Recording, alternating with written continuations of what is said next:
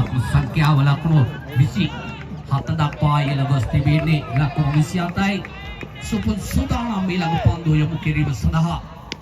නැවත වතාවක් පන්දු පහරමින් ටිකට් කලාපයට ඇදී යන්නේ.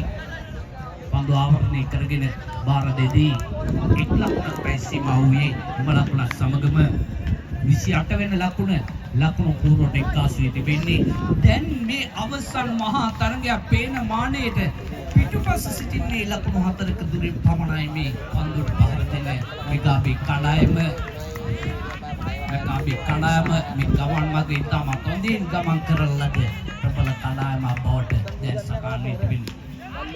පුරපාරක් 1 ලකුණක් එමි කරගත්තේ ඔබේ උත්සාහය තිබෙන්නේ මේ ලැබූ ජයග්‍රහණය නියමාකාරයෙන් සටහන් කරගන්නට. ඒ නිසා කිසිදු කලබලයක් නැතුව 1 ලකුණ බැගිලි එක්කාසු කරගන්නමින් තිබෙන්නේ. ඔබ ලකුණ සමගම මුල් ලකුණු සංඛ්‍යාව 29 දක්වා ඉහළ ගොස් තිබෙන්නේ. තවත් ලකුණු 3ක් පමණයි අවශ්‍ය තිබෙන්නේ. ලකුණු 2ක් උනදී කණ්ඩායම් සමතත්වයකටපත් වෙනවා. තවත් ලකුණු 3ක් පමණයි. මේ ප්‍රබලතම කණ්ඩායමක් දයබර තරඟ නරඹන්නේ පිටි ආවරණය කරන්නේ. මේ ක්‍රීඩාව තුළදී කිසිදු ආවේගයක් පළ කරන්නට බැරි තරම් විශේෂ ගණයේ සිදුවන වන ක්‍රීඩාවක්. නිසා අප බලාගෙන සිටිමු.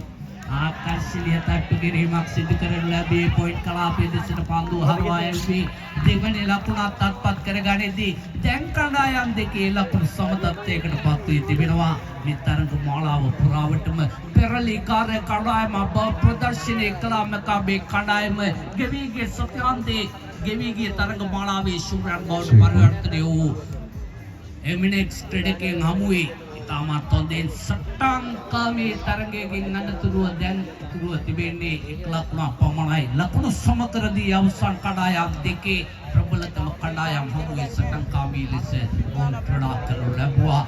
මේ ක්‍රිකට් ක්‍රීඩාව කෙතරම් අවිනිශ්චිත ක්‍රීඩාවක් යන මනාව ප්‍රදර්ශනය වෙනවා. දයාබර තරඟ නරඹන්නේ මේ මගාබේ කණ්ඩායම ප්‍රථම තරගයේ ක්‍රීඩා කරනු ලැබුවේ අවසන් දෙවන වටේ තරගයක් සඳහා ප්‍රවිෂ්ටි ලබා ගත්තේ ඉතාමත් අපහසු කාර්යයක් ඉටු කරමින් පන්දුව තුළදී ලකුණු 9ක් ලබා ගැනීමට තිබියදී ඒ ලබා ගැනීමට හැකියාව සැලසුවා. මා පෞද්ගලිකව සිතනවා අවසන් පන්දුවට 6 පාර එල්ල කරන ලද ක්‍රීඩකයා මේ තරග මාලාවේ ඔහුගේ කණ්ඩායම රැගෙන ගමන් මඟ තුල විශාලතම කාර්යයක් සිදු කළා කියා හැකියක්මඩින් තරගයේ ක්‍රියාත්මක කරන හැටියට මතක් කර සිටින්නේ අවසන් මහා තරගය පැහැදිලි ආලෝක කතාවක්.